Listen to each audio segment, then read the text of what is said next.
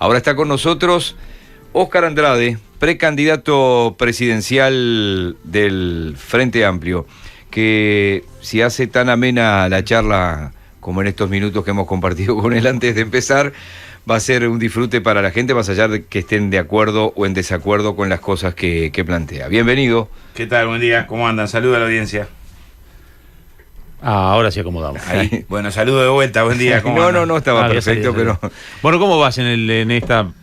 Algunos nos están diciendo que en realidad creen que la campaña está empezando recién ahora. Nos dice, son los últimos, empieza junio y ahí es donde se define todo. ¿Crees en eso? Sí, yo creo que la volatilidad del electorado es notoria. Capaz que el caso más claro de volatilidad está en el Partido Nacional, en el sentido de que ni un brujo podía pronosticar hace 6 meses atrás o 5 meses atrás que de golpe iba a haber un candidato que no estaba en la lista de nadie, que lo desplazara del segundo lugar a Larrañaga. Uno podía pensar, bueno, capaz que Antía, si calza su discurso, puede desplazar, o Verónica Alonso, o sea, esos movimientos eran esperables.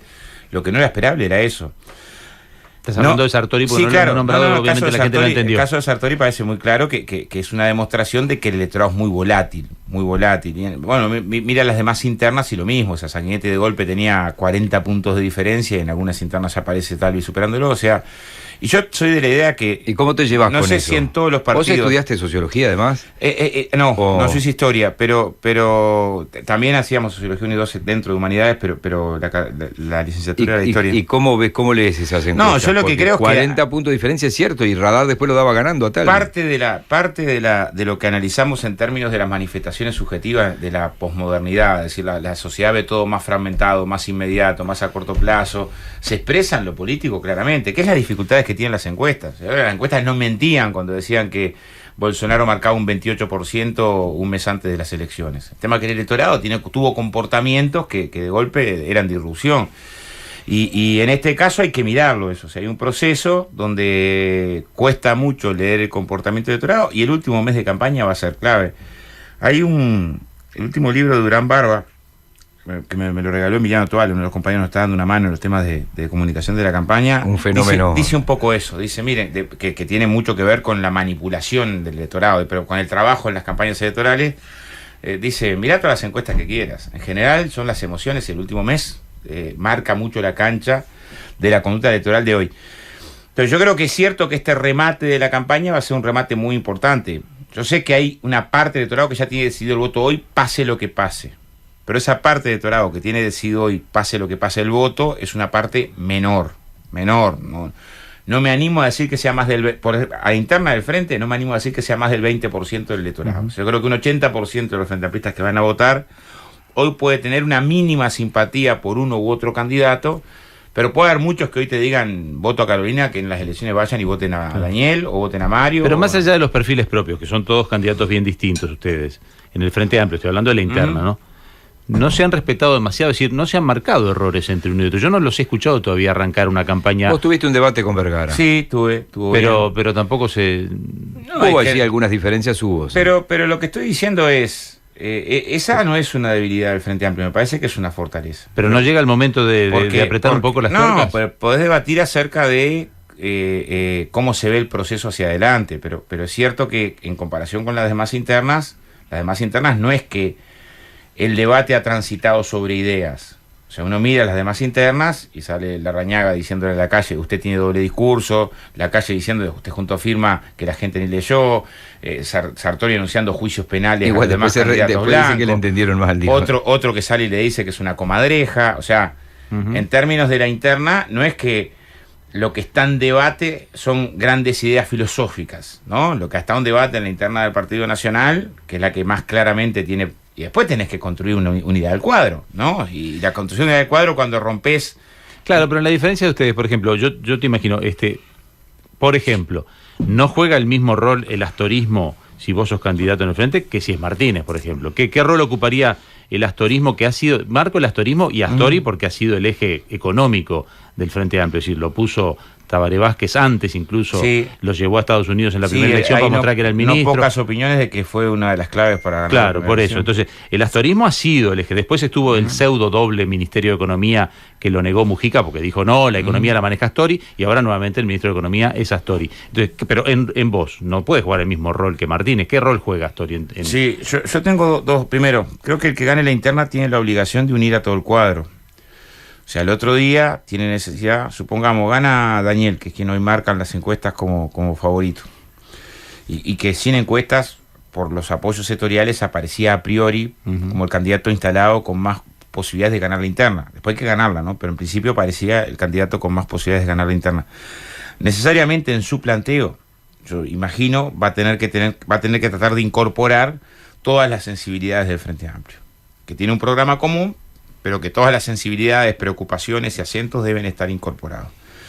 Gane quien gane, tiene que hacer eso. Gano yo, necesariamente tenés que tratar de incorporar al planteo todas las demás preocupaciones, porque si no, no ganás la nacional. O sea, necesariamente tenés que tratar de unir al cuadro. Sí, pero economía, en eso estamos de acuerdo, me queda claro. Pero en economía no sos lo mismo vos que yo creo Martínez. Que la situación que tenemos en economía es que vamos a un proceso que es distinto que los anteriores. O sea, no podés ensayar la misma respuesta económica para momentos en los que tenías a Argentina y Brasil en crecimiento económico, una dinámica del precio de los commodities muy alta y un precio y una circunstancia de los niveles de inversión privada en toda América Latina que acompañaban las posibilidades del crecimiento, a un escenario que es totalmente desigual. O sea, hoy tenés una situación de Argentina y Brasil en una situación de mucho problema. Uruguay el año pasado exportó $300 millones menos a Brasil. El turismo en la Argentina fue uno de los impactos más duros.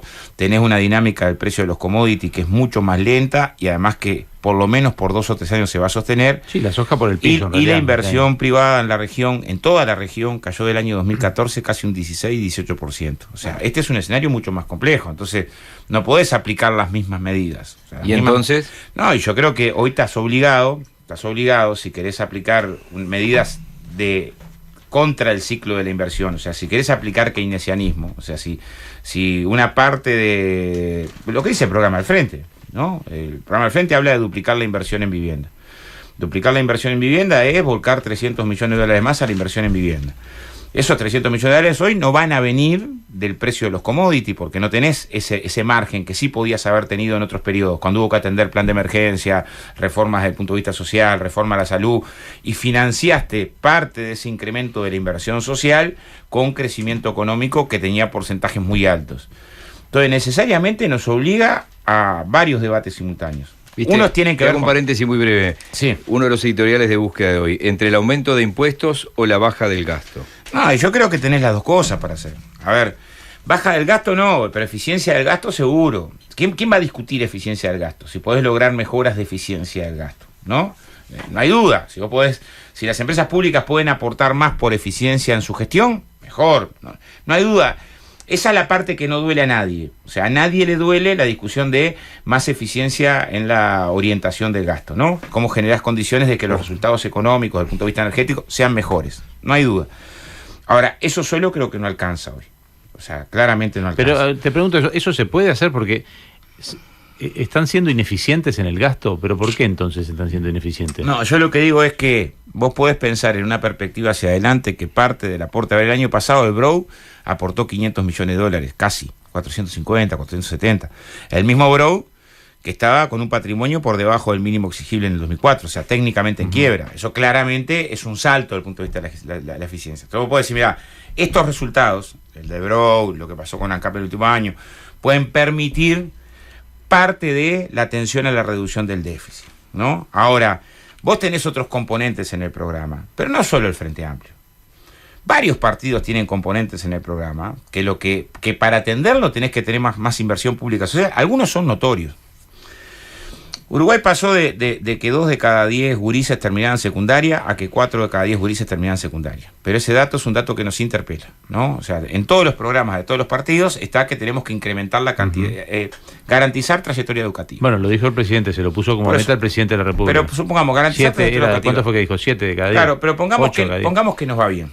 pongamos que nos va bien, gane quien gane, garantiza trayectoria educativa. Entonces logra que un océano de gurises que hoy queda por el camino, yo creo que la parte del sistema de becas es de las herramientas más eficaces y después lo puedo fundamentar, para tener este objetivo que es central, es clave. Si vos tenés que decenas de miles de estudiantes se sostienen en el sistema educativo y además continúan en estudios terciarios, o sea, lo que sería un éxito para el Uruguay, eso no lo lográs con reducción de funcionarios públicos, ¿no? No es que lo lográs con menos docentes, con menos funcionarios, con menos limpiadoras, con menos liceos, con menos universidades. Al contrario, con más.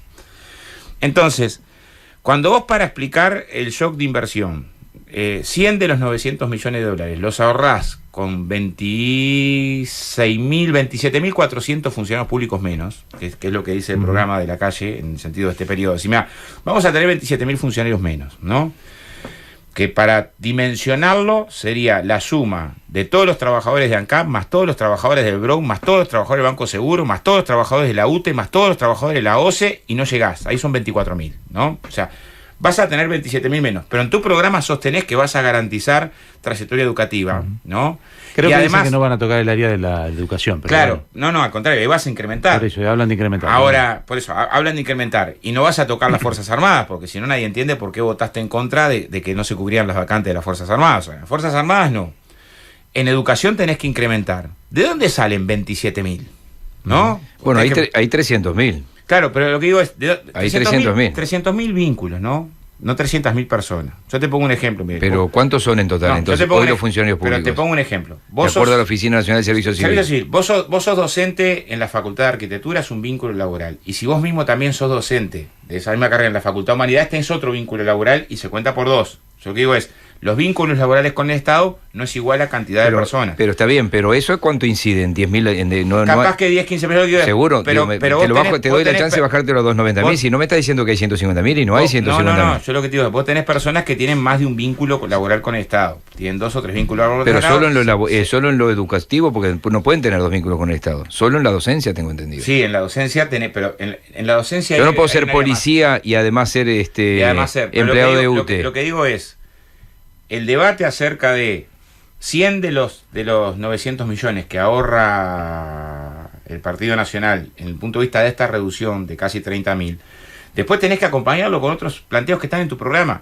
Si en tu programa dice que vas a incrementar los controles medioambientales, ¿eso lo haces con menos Estado o con más Estado?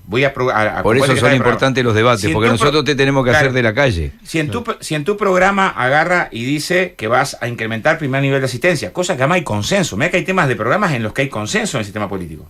Hay que incrementar primer nivel de asistencia. ¿Cómo incrementás primer nivel de asistencia? Lo que pasa es que el tema son, entendemos, pero lo que te queremos decir es, pero ¿qué cambios haces vos? Porque está bien, los otros proponen cambios que no te gustan, y eso está bien, es lógico que le podés encontrar la vuelta que son malos. Para eso están, como dice Miguel, los debates. Y voy a un tercer componente. Pero ¿cuál es el cambio? Porque hay que hacer cambios, ¿no? Me imagino. Sí, hay que hacer cambios. Ponés en el debate del shock de ahorro para atender el déficit 350 millones en el programa del Partido Nacional que ahorran las empresas públicas, pero además en otra parte del programa ponés que eso va a ir a rebaja de tarifas. Entonces, si va a rebaja de tarifas, no atiende el déficit, ¿no? O si no, que alguien me explique. Pero, ¿cómo juegan los lados? Permíteme, Jorge, un segundo, por favor, porque vos que vomitás números arriba de la mesa todo el tiempo. 2004, la deuda del Uruguay, ¿cuánto era? En relación al producto era 100% del producto. No, pero la deuda en monto. Sí, pero era la deuda es todo. La deuda tenés que mirarla. ¿Cuánto era en relación? Está bien, vos sí ganás pero no me hagas un discurso con la pregunta. ¿Cuánto era la deuda en el 2004? El 100% del PIB. No, pero ¿cuánto? 17 millones. ¿Y hoy? En el peor de los casos. Y hoy está, en términos de productos, la deuda hay está en 40.000. Claro, pero hay una sola forma de mirar la deuda. Pero casi se multiplicó por 3. Porque hay, cualquier esquema de deuda pública tiene 3 componentes de verlo. Pero esto lo entiende cualquier trabajador. Si vos ganás 10.000 pesos por mes y debés 10.000 pesos, estás ahogado. Y además lo tenés que pagar la semana que viene, estás ahogado. Y además lo tenés que pagar en dólares con un dólar subiendo, estás ahogado. Si vos ganás 100.000 pesos por mes y debés 40, y además lo tenés que pagar en muchos años hacia adelante. Está bien, si eso lo hubieran hecho los blancos, sería que patearon la deuda para adelante. Yo comparto tu razonamiento. Lo hicieron en parte los blancos porque Arbereche estuvo en el manejo de la deuda pública. No, lo hizo el Frente Amplio, claro, no lo hicieron los blancos. Lo hizo el Frente Amplio. Y se multiplicó la deuda por 3 si fuera la deuda, y tiene un déficit de un 4,5%. Si fuera la deuda, no, pero el déficit es una cosa distinta. Por eso, yo lo que te quiero decir es que si todo eso hubiera pasado con un gobierno blanco y colorado, el discurso es otro, porque esto Claro. El manejo de la deuda se multiplica pública, la deuda Pero por igual el 3. manejo de la deuda pública tiene un montón de variantes. Oscar, Haber especificado la deuda te pone a resguardo de que movimientos importantes con el dólar te generen colapso como nos generó el 2002, si aprendimos la lección. Segundo, que la deuda sea a largo plazo te da más oxígeno, pero no lo digo yo, te lo dicen las calificadoras. Yo comparto contigo, pero Yo no sí veo comparto, déjame que quiero patearon hacer para adelante. y quiero hacer el patearon para razonamiento adelante porque me parece que el razonamiento no es correcto. Te lo voy a llevar a número. Dale. Si yo gano 10.000 pesos y debo 10.000, estoy en problema. El problema es que hoy no es que gano 10.000 pesos y debo 6.000. El problema es que hoy gano 60.000 y debo 40.000. Entonces, desde el punto de vista llevado al hogar, es decir, si yo gano 10.000 y debo 10.000, mi ambición es ganar 60, pero para seguir debiendo 10.000, porque esa es la verdadera mejora de una familia. Es decir, yo pasé a ganar 60.000 y gano 10.000. Si yo paso a ganar 60.000, que es el PBI, y debo 40, fui bastante irresponsable porque creció mi sueldo y yo decidí que creciera mi deuda. Entonces, ¿cuál es la verdadera mejora? Sí, mejoré un 30%, 40% porque mi proporción de sueldo-ganancia es mejor. Ahora, decidí vivir mejor, capaz que me puede decir vos, decidí gastar más. Ahora, la pregunta es que no es que sobre 10.000 pesos yo antes debía 6.000 y ahora o antes debía 10.000 y ahora debo 6.000. Yo crecí mucho. La pregunta es, con todo este crecimiento que tuvimos, ¿cómo puede ser que hoy sigamos debiendo todos los años? Hay que generar, con este 4,5% tenemos unos 2.500 millones de dólares. ¿Y cómo se paga a futuro eso? Claro. Entonces ahí está lo que te preguntamos, ¿qué cambios haces? La solidez financiera tiene varias puntas. Una, si tenés reserva o no tenés reserva. Otra, si la deuda está en dólares o está en pesos. Otra, si lleva vencimientos a corto plazo o a largo plazo. Todas esas variantes se miden juntas. Y el debate desde el punto de vista de la ecuación de la deuda fue cómo generás una organización de la deuda pública que no te limite las posibilidades de inversión pública social. Ese es el debate conceptual. O sea, el debate conceptual con la que aborda el Frente Amplio es cómo vos agarras un país que tiene un 20% de desempleo, que tiene 1 millón de pobres, que tiene 4 de cada 10 gurises, 15 de cada 10 gurises con dificultades psicomotrices y 27 de cada 10 gurises en alto riesgo. Ese es el Uruguay del 2004, que tiene un aparato productivo destrozado y organizás la digestión de la deuda pública para que no te sea obstáculo para generar un conjunto de políticas de desarrollo. Después tenés la mirada del todo, es decir, en medio de eso la generación de trabajo, crecimiento económico y la administración de la deuda. Es cierto que hoy estás con un problema con la deuda. ¿Por qué? Porque tuviste 3 componentes negativos que se dan simultáneamente. 3 componentes negativos. Debacle en la Argentina y Brasil. Primera vez en la historia económica del Uruguay que hay un debacle en la Argentina que no lo acompaña Uruguay con la misma intensidad. Primera vez, porque esto tenemos que incorporarlo al debate político. Porque no puede ser que quienes cuando en el año 2001-2002 Uruguay atravesó las dificultades que atravesó, toda la responsabilidad se le adjudicaba a los problemas que existían en la Argentina, hoy tengamos un escenario con el drama que tiene la Argentina, 50% de inflación, 1/3, más pobres hoy que en el 2001 en la Argentina, y pensamos que eso no incide en la economía uruguaya. O sea, nos tocó jugar en los últimos 4 años en condiciones absolutamente desfavorables, desde el precio de los commodities, los niveles de inversión y el contexto regional.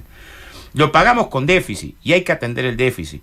Atender el déficit pasa por un conjunto de medidas. Algunas tienen que ver con la mejora de la eficiencia de la gestión, no hay duda. Con la mejora de la eficiencia del gasto, no hay duda. Cómo generas condiciones para que esa sea es la parte no dolorosa. Otras tienen que ver con la eficacia desde el punto de vista de la recaudación también. Los 2 impuestos que tienen mayor nivel de evasión justamente son los impuestos que pagan los más ricos, ¿no? Y eso no está en el debate público. Pero el impuesto a la renta empresarial y el impuesto al patrimonio son los 2 impuestos, o sea, el IVA cayó de un 40% de evasión a un 14%. O sea, Uruguay mejoró muchísimo desde el punto de vista tributario. Digo, para atajarme de arranque, porque en definitiva no me pueden hablar de los CRA de la recaudación cuando Uruguay tenía un informalismo del 40% en lo laboral, el IVA un 40%. O sea, este proceso fue de mucha mejora en la capacidad de recaudación y contra la evasión fiscal. Pero donde nos ha costado más combatir la evasión es en el impuesto a la renta empresarial, que tiene arriba de un 35% de evasión, siendo que tenemos un déficit. Ahí yo creo que hay que ver qué instrumentos generamos para ser capaces de mejorar la recaudación ahí. Pero esa renta está tipificado si la evaden las grandes empresas o las empresas pequeñas. Y en el impuesto al patrimonio. A ver, porque ojo que está lleno de empresas que yo sé que... Las empresas pequeñas no pagan IRAE. Bueno, o sea, las más chicas no tributan. O sea, no te digo un kiosco, pero una empresa pequeña, te estoy hablando de una empresa... vos estás en el rubro de construcción, una pequeña empresa constructora, pongo un ejemplo, y en el impuesto al patrimonio, no son los sectores populares los que pagan impuesto al patrimonio, ¿no? O sea, en el medio rural, el monto no imponible del impuesto al patrimonio es $1,5 millones. O sea, déjame afuera los 25.000 productores familiares y pequeños productores. vamos a hacer una pausa. Pero lo que digo es, fíjate que tenemos ahí un debate que no ha estado incorporado en la campaña, que es cómo tenemos una evasión al fisco de los sectores más ricos. No son los sectores más pobres los que... ¿Eso solo control o estás hablando de más impuestos? No, en el principio de control, pero también se habla de más impuestos. Sí, hay una reforma tributaria que, desde mi punto de vista, grabó más al que gana más y no al que tiene más. Por eso. Y lo podrías vos y yo fundamentarlo durante 2 horas.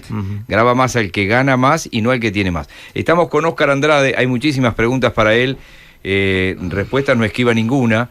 Ni siquiera los 9 puntos que va atrás Nacional de Peñarol. No le digas eso. No le digas eso. Vendremos en instantes. No le digas eso. Poder Ciudadano Radio. Periodismo responsable y riguroso. Estamos con Óscar Andrade, uno de los precandidatos presidenciales del Frente Amplio. Voy a hacer un paréntesis muy breve en esta vorágine, a ver qué datos manejás vos. 37% fue la votación de la interna del año pasado, del 2014. Es una elección obligatoria para los partidos sin voto obligatorio para la gente.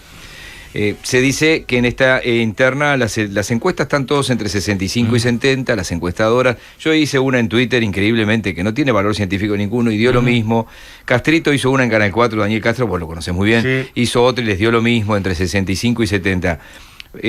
¿Vos te guías solo por eso o manejan algún dato ustedes? Yo creo que vamos a andar parecidos. O sea, ojalá el Frente mejore. En realidad hubo encuestas internas distintas. El Partido Nacional votó más del 60%. O sea, el Partido Nacional votó más de 400.000 votos de los 700.000 que tuvo. O sea, que es otro el panorama ahora. No, en realidad siempre el Partido Nacional tiene muchas más condiciones de movilización en la interna que el Frente Amplio. Claro, hay que ver qué aportan ustedes para que suba el global. Claro, el problema es que después la interna del Partido Nacional termina siendo tan dura que le cuesta mucho continuar con todo el cuadro para adelante. Yo conozco en todas las elecciones gente que hace mucha campaña hasta las internas y después va en un lugar muy atrás en la lista, que se define el lugar en la lista. Pero no es una elección esta que en el Frente el comunista no se va a distraer y te va a ir a votar a vos, por ejemplo, el MPPista no se va a distraer. Y también me puede votar. Y también me puede votar. Ah, bueno, obviamente. Yo creo que, a ver, lo sectorizado pesa menos esta elección. ¿Por qué? Porque la izquierda tiene un nivel de organización menor. Pero claramente menor. O sea, no me gusta esto, pero si vos tuviste 230.000 Frente Amplistas que fueron a votar en el 2006 a la interna del Frente Amplio y en el 2016, en una elección que no se decidía presidente del FA, solamente plenario, ¿no? O sea, solamente sectores. A puro sector en la interna para integrar el plenario, 236.000.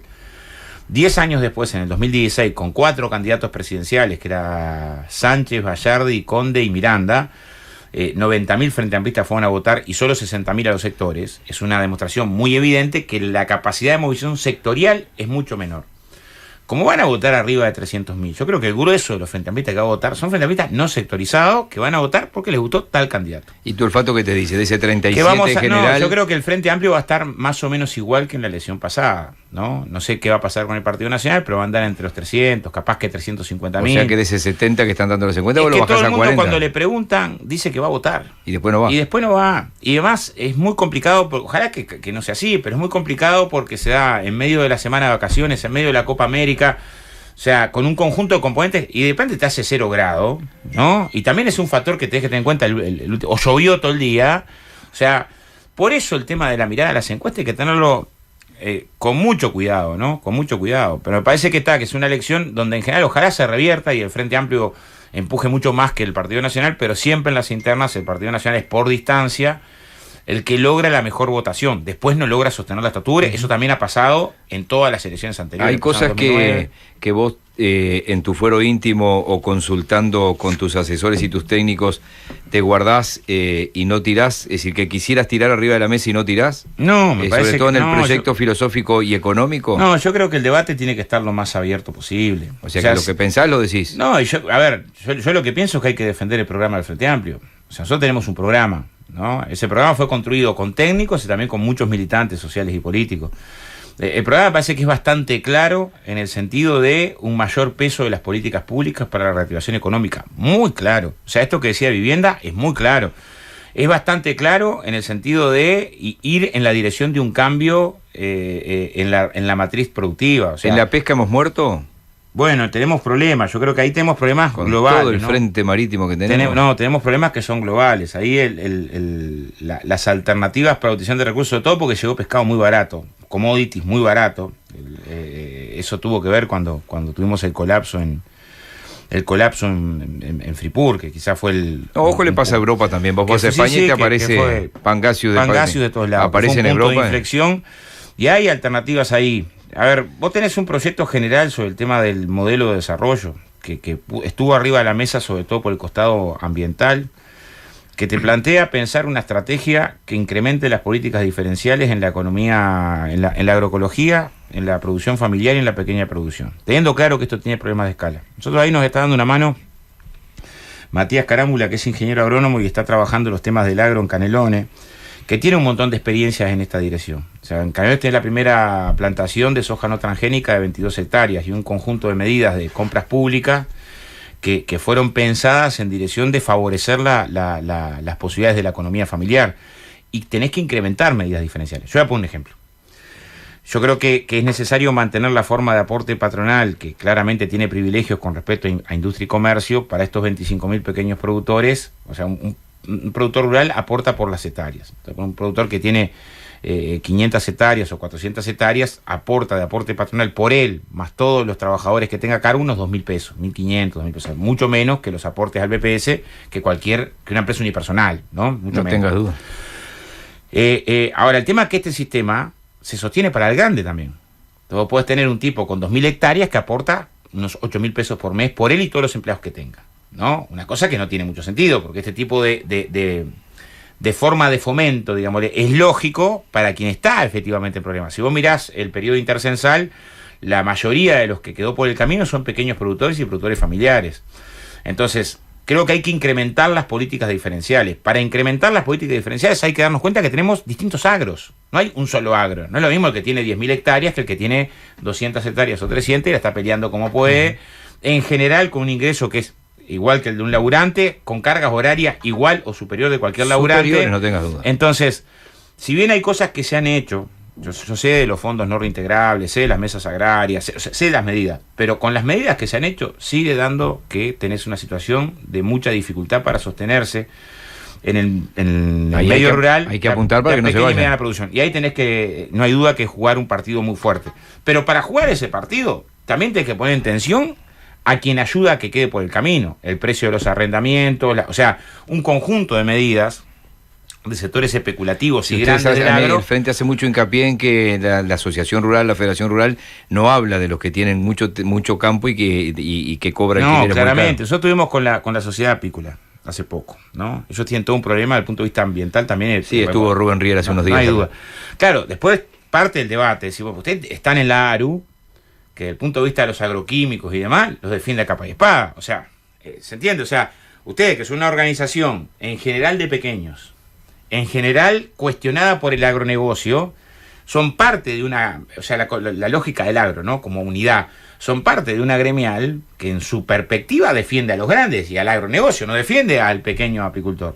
Entonces también tenemos, yo creo que es un debate desde el punto de vista de cómo apoyarse un programa alternativo a uno que está generando niveles de concentración y extranjerización muy fuertes, pero además de concentración y extranjerización, está llegando claramente a sus límites ambientales, o sea, claramente a sus límites ambientales, y eso implica medidas de mediano y largo plazo. Fue por lo menos raro que pasara durante los gobiernos del Frente Amplio, ¿no? No es tan raro por lo siguiente, porque hubo una situación económica general de incremento brutal del precio de los commodities, brutal, que llevó a que sectores financieros que estaban muy lejos de la invertir, vinieran como loco a invertir. El precio de la hectárea pasó de 400 a 4.000, y eso generó que a muchos les sirviera hasta vender. Y obvio. ¿No? ¿Y con qué lo evitas eso, Miguel? O sea, yo tengo una pequeña producción. Yo lo tengo claro. La hectárea vale tanto. O sea, es una lógica. Yo te lo pregunto. Claro, porque viste que nunca hubo tanta extranjerización de la tierra con un Mujica ministro y un Mujica presidente. Y con niveles de concentración que te interpelan. Lo que creo que hay que poner en discusión hoy, ¿no?, es cómo generás condiciones para asentar proyectos alternativos. Hoy no estás en la situación del 2004 con un 20% de desempleo, o sea,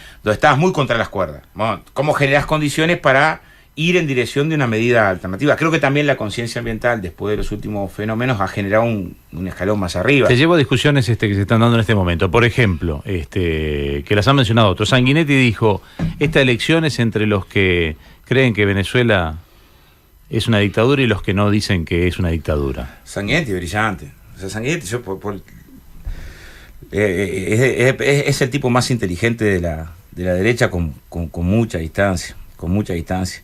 Yo podría decir, esta elección es entre los que creen que no tiene que haber intervención militar norteamericana en América Latina y los que creen que sí tiene que haber intervención militar norteamericana en América Latina, pero claramente eso no es lo que se define. Pero yo lo saludo como publicista. O sea, tendría, si no es candidato, que montar una agencia de publicidad porque logra levantar miedos. O sea, yo creo que también la cabeza sanguinete es producto de la Guerra Fría, o sea, producto de un momento donde la derecha acumulaba ideas pensando si gana el frente va a haber partido único, si gana el frente van a cerrar las iglesias, si gana el frente van a cerrar los bancos, si gana el frente van a cerrar la prensa, si gana el frente, de los que mintieron toda la vida, ¿no? Y ahora el frente dice si ganan la oposición van a perder todos los derechos adquiridos. Sí, yo creo que si gana... A ver, ¿qué oposición gana, Miguel? La oposición que gana sería una oposición donde el herrerismo va a tener que articular con Sanguinetti, con Manini y con Novik, ¿no? Yo después lo que miro es conductas. Esos sectores, ¿cuáles de las leyes laborales de los últimos 12 años, 13 han acompañado? Las 8 horas rurales, las libertades sindicales, la ley de responsabilidad penal empresarial, no, ninguna de esas. Entonces, bueno, ganaría una conformación política. Sí, la calle Pau, cuando lo entrevistó Georgina Mayo, se pisó el palito y dijo, empezó a argumentar por qué no había votado y después fuimos a las actas y había votado. No, la ley de responsabilidad penal seguro que no. No, digo la de las 8 horas en el campo. Las 8 horas no estuvo, no es que no la votó, no estuvo en sala cuando se votó. Pero lo que estoy diciendo es, tenés un conjunto de sectores que cada vez que ha habido, y en su discurso, ubican sobre... Hay un debate que es filosófico. Los sectores conservadores ven en los derechos un obstáculo para el desarrollo. O sea, Uruguay no capta inversiones porque tiene derechos laborales. Uruguay no capta inversiones porque tiene mucha inversión pública social y eso... Pero Oscar, ¿no es filosófico también mirar distinto si es un gobierno de izquierda o de derecha? Digo, si fuera un gobierno de derecha Maduro, con lo que tiene Venezuela hoy, gente yéndose del país, 3, 4, 5, no sé cuánta gente se le ha ido. Ya está hay una crisis social en Venezuela. Pero no sería una dictadura. Si fuera un gobernante de derecha, ¿no estarías diciendo que es dictadura? Dos cosas. Hay una crisis social en Venezuela. ¿Hubo elecciones en Venezuela? Las hubo. ¿Esas elecciones fueron acordadas con la oposición hace un año y unos meses? Sí, fueron acordadas con la oposición. ¿Y el revocatorio? ¿Que no le hizo caso Maduro al revocatorio? ¿Qué fue lo que pasó en Venezuela en el último año y medio? Hubo elecciones. ¿Dónde fue electo Maduro? 20 de mayo del año pasado. ¿Esas elecciones fueron acordadas con la oposición? Sí, fueron acordadas. Lo dice el presidente de la República Dominicana, lo dice Zapatero. Después que fueron acordadas la participación de la oposición, una parte de la oposición decide no participar. Yo no estuve en Venezuela, pero observadores internacionales, Botinelli, que sabe del sistema electoral mucho más que yo, supongo, ¿no? Insospechado, ¿no? Fue a las elecciones y dice, sí hubo garantías, hubo 18 auditorías al proceso electoral. Es lo mismo electoral. que el proceso del 71-72 acá. La izquierda habla no de pachequismo, sino de pachecato y dice que eso no era democracia. A mí es muy parecido, era una democracia muy endeble. No, endeble no, que hay una crisis, pero sin embargo lo de Maduro sí es una democracia, y aquello Miguel, no era. Miguel, que hay una crisis, te pongo el ejemplo para que me des tu opinión. Hay una crisis institucional en Venezuela indudable, que hay una crisis social indudable. Ahora, Argentina tiene una crisis social. ¿Eso lo transforma en dictadura Macri? No, hay una crisis social. Más pobre pero igual que no es comparable hoy Argentina con Venezuela. Digo, hay una crisis en Brasil indudable. Hubo una crisis institucional, bueno, muy complejo, ¿no? El candidato queda preferido en todas las encuestas, lo pone preso a alguien que después lo ponen de ministro de Justicia, ¿no? Acá. Y en los últimos 2 años asesinaron... Bueno, pero muchos dijeron que cuando sacaron a Dilma del gobierno fue un golpe de Estado. Y en los últimos 2 años en Brasil asesinaron más de 100. Si vos pones ahí las páginas que hablan sobre el tema de la criminalidad a militantes ambientalistas, en los últimos 2 años en Brasil a más de 100. ¿Qué tiene que ver con los derechos humanos que maten más de 100 militantes ambientalistas? 2016. Pero no, en serio no sentís que tenés una mirada distinta si es derecho. No. Por ejemplo, Pinochet logró que los chilenos le votaran una constitución y nunca dejó de ser un dictador. De vuelta. Venezuela, y logró que le votaran una constitución. ¿Qué pasó en Venezuela? En Venezuela hubo un acuerdo entre la oposición y el gobierno para ir a elecciones. Yo creo que la salida era por ese lado, ir a elecciones. Elecciones que según Botinelli tuvieron garantías. Una parte de la oposición decide no presentar. Y el revocatorio que es anterior no es una... No, el revocatorio fue parte de la crisis institucional. Se lo pasó por arriba. Pero no es de una dictadura. Si a mí me hacen un revocatorio, es como si acá los militares... De vuelta, parte de la discusión, pero esa en su momento el revocatorio. Yo lo que digo es... O sea, pero ¿y si no respetás un revocatorio, ¿qué te transformás? Maduro fue electo en estas últimas elecciones. A ver, la crisis institucional tiene que ver con la Fiscalía, tiene que ver con los... No, yo eso te lo entiendo, pero lo que te pregunto tiene que ver con que hubo personas que firmaron para el revocatorio que pidieron acción de amparo porque dijeron que nunca firmaron y que fue fraude. Y eso lo definió la institucionalidad en medio de esa crisis social institucional que tuvo Venezuela y que tiene. No hay duda que está en crisis. Después veremos cuánto de los factores de la crisis tienen que ver con los errores del chavismo, que los tiene, fenómenos de corrupción, de violencia, y cuánto de la crisis también tiene que ver con el bloqueo económico que tiene, las medidas que... A ver, acá pisotearon el bande porque no les gustó a Estados Unidos la votación con respecto a tratar de buscar una salida a diálogo. En otro momento, ¿qué diría el herrerismo histórico de que el imperialismo norteamericano viene y te sacude un banco porque no le gustó tu posición internacional de convocar al diálogo? El herrerismo histórico diría, bueno, no, claro, lo que pasa que el actual dice, yo te pido quiero permiso para integrar el grupo te entiendo, de Lima. pero vos sos candidato a la presidencia. Imagínate que sos presidente. En Uruguay no tenemos revocatorio. Imagínate que los uruguayos tuvieron revocatorio, te juntamos la firma y la excusa es, las firmas no estaban bien juntadas, no las controlé. Suena, hay un tufo allí a... Yo tampoco le puedo creer a Maduro que lo que dice Maduro, que las firmas no eran legales, eran legales. No es lo que dice Maduro, es lo que dicen algunos de los que firmaron. Quienes pidieron la acción de amparo son algunos de los que aparecían como firmantes. Algunos miles de los que aparecían como firmantes. Chávez le hicieron un revocatorio y fue a elección y ganó y se acabó la discusión. Pero elecciones ha habido después, hubo elecciones municipales. Claro, pero y también después hizo una reforma constitucional, está haciendo una reforma constitucional y desplazó un parlamento. Hubo una asamblea constituyente. Lo de la asamblea constituyente también es un hito en las elecciones. Porque en realidad acá, si vos mirabas, decías no hay diálogo, ¿no? Después de la Asamblea Constituyente, el lunes después, si vos pones ahí, googleás El Nacional. Periódico Nacional es el periódico de mayor circulación en Venezuela, es antichavista desde la primera hora, sigue siendo antichavista ahora, o sea, tiene esa particularidad. Yo no recuerdo en dictadura que tuvieras un periódico antichavista, antidictatorial, que fuera el de mayor circulación. Y hay un debate entre Ramos Alup y Guevara, los dos antichavistas en la Asamblea Nacional. Ramos Alup, de Acción Democrática, lo que le dice a Guevara es, ustedes bombardearon todo el diálogo. Sale en un periódico antichavista, son dos antichavistas, siguen siéndolo ahora, y lo que le dice Ramos Alup ahí, nos ofrecieron integrar un miembro de la oposición al Consejo Electoral, un segundo miembro que tenía que ser por consenso, postergar la Asamblea Constituyente, ¿no? Y ustedes decidieron la acción directa. O sea, este debate fue público a la interna de la oposición, de que había una parte de la oposición que quería una salida democrática, o sea, construir espacios para una salida democrática, y que triunfó otra parte de la oposición que dijo no, acción directa. Te entiendo. Para no seguir con Venezuela, me queda claro, sinceramente, al escucharte, que está bien, tenés una postura de defender a Venezuela y es entendible. Lo que estoy diciendo capaz que la propuesta de Sanguinetti no es tan maquiavélica de decir, hay que tener cuidado, están los que defienden a Venezuela y los que no defienden a Venezuela. Hay que tener cuidado que la discusión acerca de la crisis en Venezuela no te pega a la parte de la derecha fascista. Porque hay una derecha que es fascista, hay una derecha que es democrática. Y bueno, habrá una derecha fascista, pero también hay una izquierda que defiende a Venezuela. Lo que te digo es, hay que tener cuidado, ¿no? Te pongo ejemplos de este debate, de que no te pegues a la situación de alguien que dice, vengan, intervengan. O sea, ¿qué estaría pasando en Estados Unidos? También no te estás dando cuenta que Sanguinetti dijo eso. No, lo que digo es, pero capaz que te pegas. La oposición en Uruguay dice que hay que sumarse a la posición del Grupo de Lima. El Grupo de Lima reconoce a Guaidó. Guaidó lo que pide es que intervenga en su país. ¿Me explico? Pero, ¿qué estaría pasando si un legislador de la oposición norteamericana va y le pide a China que intervenga a Estados Unidos? Estaría con perpetua, ¿no? O sea, por traición a la patria. Entonces, también hay que darse cuenta, ¿no? ¿Cuál es la clave? Para mí no me preocupa demasiado que gane la derecha en Venezuela. Elecciones, alguno va a ganar. Lo que sí me preocupa es que no termine en una guerra civil y que no termine una intervención militar norteamericana. Que como Venezuela está llenita de petróleo, ¿no? Porque no podemos olvidar eso. Cada vez que Estados Unidos... No, esa es la clave, cómo lograron fundir un país rico. Cada vez que... Esa es la clave. Es la clave histórica de Venezuela. Esa es la clave. Histórica. Porque no plantaban ni una lechuga, ahora, ni ordeñaban una vaca. Sí, eso tiene eso en 100 gobierno, años en Venezuela, obvio, ¿no? Eso obvio. Tiene que ver. Y Chávez llega por algo. Si vos mirás los resultados que tenía Venezuela desde el punto de vista de analfabetismo, los resultados que tenía Venezuela desde el punto de vista social de la década de los 90... ¿Y ahora de qué le sirve si se fueron 5 millones de personas? De vuelta, si pones... Pero no estamos hablando de la situación económica. Repito, acá no es la discusión de la defensa del modelo económico. Lo que digo es, la defensa es de una salida negociada. Según Zapatero hubo negociación y acuerdo. Capaz que el tipo miente, pero calculo que sabe más que cualquiera de nosotros tres. Hubo negociación y acuerdo para ir a las elecciones entre la oposición y el gobierno, ¿no? Hubo acuerdo. ¿Por qué no salió adelante el acuerdo? Por influencias exteriores, no por influencias internas. ¿Por qué una parte de la oposición no fue a las elecciones? Voy a poner un ejemplo de la génesis del conflicto institucional. Cuando surge la imputación a 3 legisladores de la oposición por haber comprado votos, cosa que nadie discutió, las pruebas eran contundentes, todos las vimos, ¿no? Seguía la Asamblea Nacional con mayoría de la oposición. La primera medida fue aceptar eso, fue aceptar que había 3, que había que volver a hacer las elecciones de esos 3. Seguía, aunque perdía esos 3 diputados, seguía la oposición con mayoría en la Asamblea Nacional.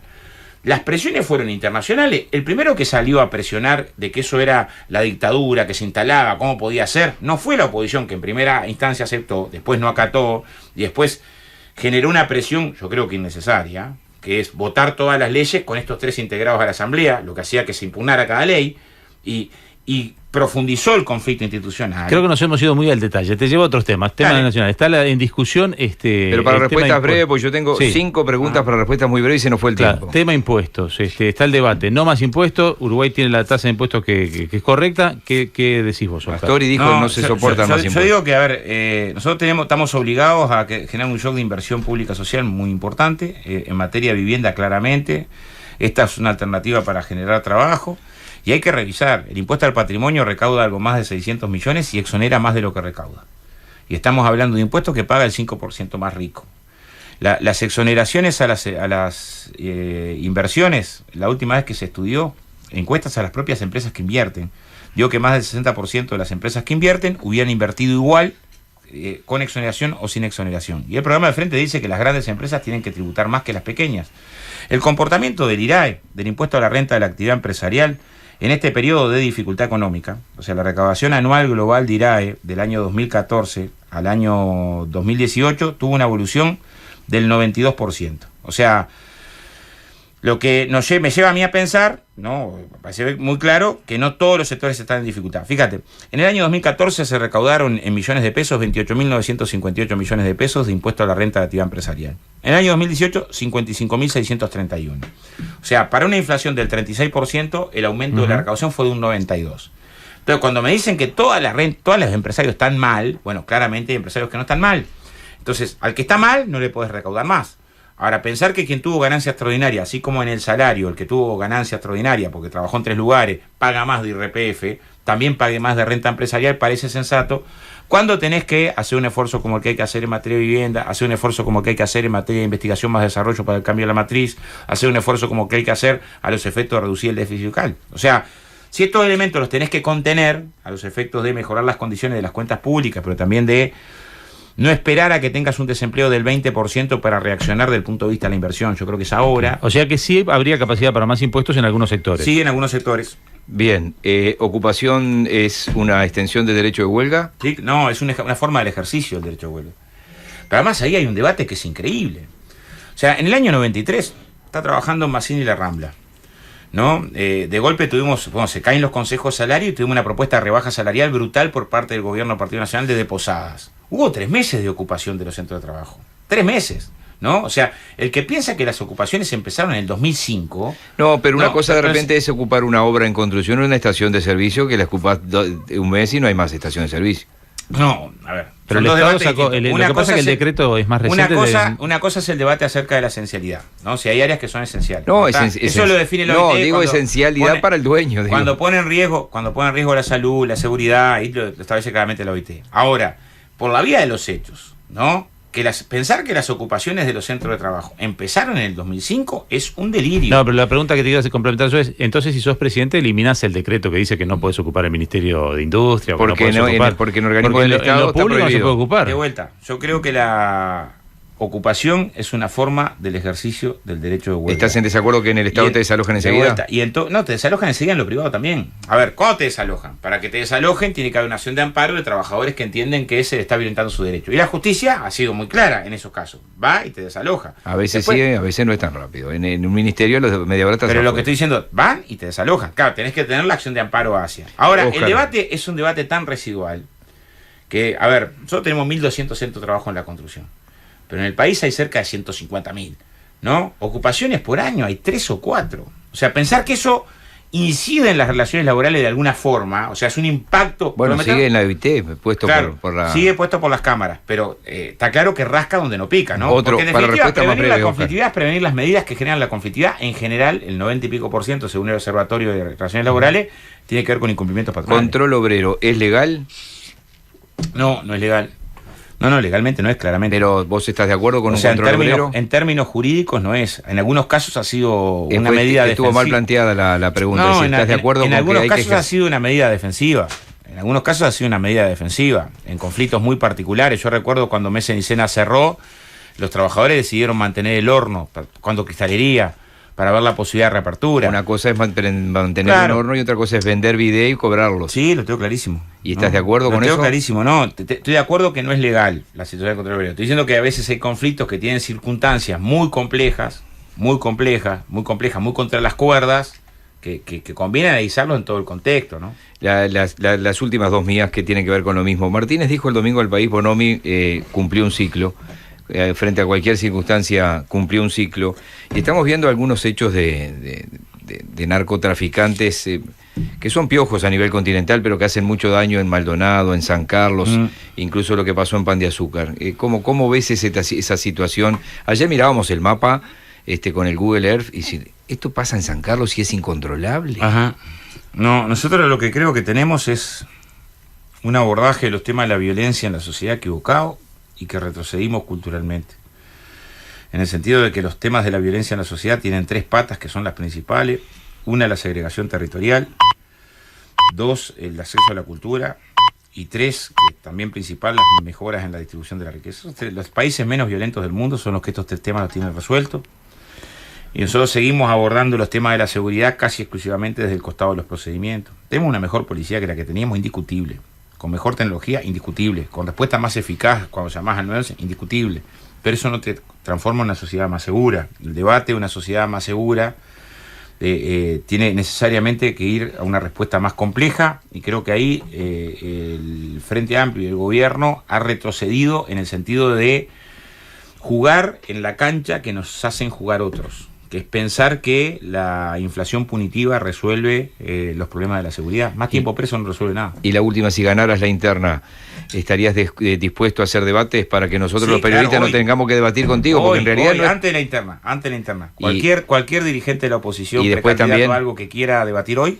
Eso viste que dicen, la mayoría dicen que en la interna hay que debatir con los de la interna. También con los de la interna, tuve una discusión, algunos de los compañeros no quieren, pero lo que digo, el debate a mí me parece maravilloso. Porque la gente, y debe estar en los mensajes, que no los he visto, porque viste que estoy de espalda, va a decir, se pelearon. No nos peleamos, nosotros tenemos que generar el debate. Pero encantado, me parece que hay temas que son, este tema de relaciones laborales, ¿viste? Seguir enfocando el conjunto de los temas de relaciones laborales, que tiene la complejidad que tiene, la riqueza que tiene. Nos quedó UPM, UPM. Pero dicen que el Zunca se bajó ahí los lienzos, que no va a ocupar ahí, que firmaron eso, ¿qué es eso? Nunca firmamos eso, pero nunca firmamos ni vamos a firmar. O sea, si hay algo que no vamos a firmar, es ninguna norma que recorte derechos democráticos. Lo que sí firmamos hace un año es un calco de lo que dice el convenio de la construcción, mecanismo de prevención de conflicto. Obligan a las partes a no tomar medidas. Perfecto. Esto es las partes. O sea, la empresa no me puede echar a nadie sin antes negociar. No me puede hacer una reestructura sin antes negociar. Si eso lo cumple la empresa, antes negociamos. Si no lo cumple, no antes negociamos. Pero eso está firmado, es idéntico a lo que existe en el convenio general de la construcción. La conflictividad sectorial tiene un 30-40% de la conflictividad sectorial se da en las obras de la construcción. O sea, no es un lugar donde no hay conflicto, ¿no? Y tiene ese convenio calco. Este tren que están haciendo, que se le llama el tren de UPM, ¿es real que sin UPM igual servía? Sirve, sí, no hay duda. O sea, pero es algo que además no resistiríamos archivos.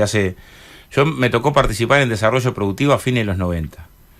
Y una de las claves, el transporte multimodal, ¿no? Ahí tenés que vencer presiones, sobre todo de las corporaciones de camioneros. Estados Unidos no ha generado una circunstancia de vías rápidas por la presión del sector de los camioneros, pero claramente desde el punto de vista medioambiental, desde el punto de vista social, el tema del tren es necesario. Porque dicen que incluso otra cosa no es viable con las toneladas que va transportando, incluso con las de UPM. Sí, claramente la generación de un tipo de transporte como el ferrocarril es importante. Después podemos decir, bueno, pero sin UPM capaz que no se hacía, y eso sí es probable. Pero dicen que incluso con UPM puede dar pérdidas. No, la circunstancia desde el punto de vista del transporte, de las mejoras que genera, las externalidades positivas del ferrocarril son enormes.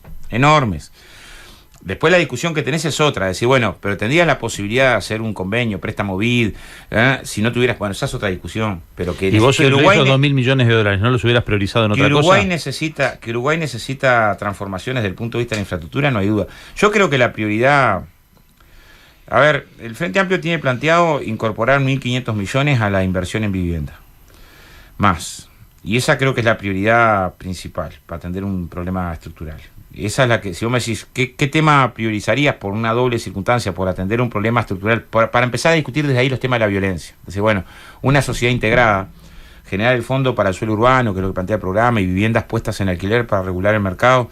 Esto para mí es lo central, pero no es contradictorio a los cambios en la matriz energética o los cambios de infraestructura. Los cambios de infraestructura tienen que ver con atender debilidades desde el punto de vista de un concepto de competitividad sistémico que el Uruguay tiene que desarrollar. Muy bien.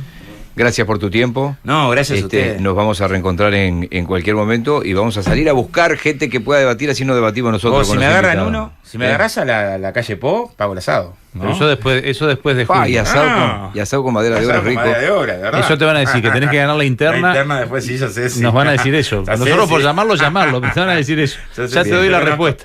Sí, Que tenés que ganar la interna y después el 30 de junio. Bien, disculpas a Enrique Ojeda, que es nuestro operador, que le hemos hecho Añicos los horarios de la tanda. los horarios de la tanda. Poder Ciudadano Radio, indispensable para poder